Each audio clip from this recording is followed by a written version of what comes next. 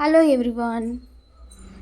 పొద్దున్నే ఇలా పక్షులకి మేత వేయడం మీలో ఎంతమందికి అలవాటు ఉన్నదో కింద కామెంట్ అయితే చేయండి. నేనైతే మార్నింగ్ లెగిసి ఒక కప్పు టీ తాగేసి ఇలా పైకొస్తాను.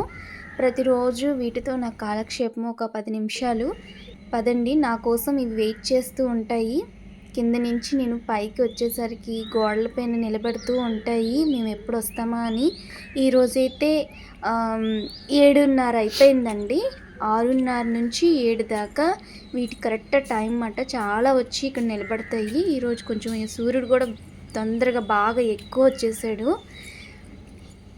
ఇంకోసారి వీడియో తీసి పెడతాను. 6:30 అప్పుడు ఎన్ని వస్తాయంటే పక్షులు అన్ని రకాలు వస్తాయి. ఎక్కడెక్కడి నుంచి వచ్చేస్తాయండి. చూడండి, స్టార్ట్ అయిపోయి ఇంక నేను వచ్చానంటే పైకి ఇంకా గోడల మీద నిలబడిపోతాయన్నమాట. అక్కడి నుంచి చూస్తాయి వేస్తున్నానా లేదా అని.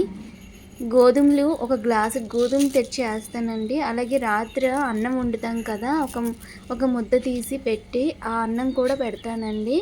అలాగే కుడుములు గట్ట మనం చేసుకుంటాం కదా, అవి కూడా నేను పెడతాను. చూసారు కదా, ఇంకా స్టార్ట్ అయిపోతాయి అన్నమాట. 2 రోజులు అయితే అసలు నమ్మలేదండి, కిందకి రావు అసలు. మనల్ని నమ్మవు తొందరగా. ఇవి గొప్ప టాలెంటెడ్ మాత్రం ఈ పావురాలు. ఇంకా నేను అక్కడ నిలబడినా వచ్చేవి కాదు. అలా అవి వాటికి రోజు వేసి వెళ్ళడం వల్ల నాకు ఇంకా నేను అక్కడ నిలబడినా కూడా వచ్చి తింటున్నాయి. ఇంక ఇలా కదిలితే చాలు తొందరగా మళ్ళీ పైకి ఎగిరిపోతాయి అన్నమాట. అంత భయం వీటికి. భయం ఎంతో అంతే టాలెంటెడ్ కూడా. అగోండి, నేను ఇంక ఇలా ఫోటో తీద్దామని తీసేసరికి ఇంక అలా ఎగిరిపోతుంటాయి అన్నమాట. భయమే. నేను అక్కడే నిలబడ్డాను కానీ వచ్చి తింటున్నాయండి దగ్గరికి వచ్చి.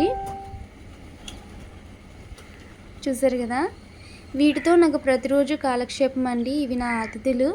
పొద్దున్నే లెగిసి వీటికి ఇలా మేత వేయడం వల్ల నాకు చాలా హ్యాపీ అనిపిస్తుంది, ప్రశాంతంగా ఉంటుంది. వీటికి మేత వేసి అవి తింటుంటే కొంచెంసేపు ఒక 10 నిమిషాలు అలా వాటి దగ్గర నిలబడతాను.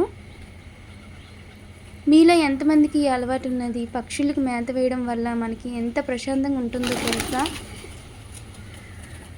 మా ఇంటి చుట్టూ కూడా ఈ పావురాలు ఎక్కువగా ఉంటాయండి. రామచిలుకలు, పిచ్చుకలు ఇవన్నీ కూడా ఇటు సైడ్ చాలా ఎక్కువగానే ఉంటాయండి.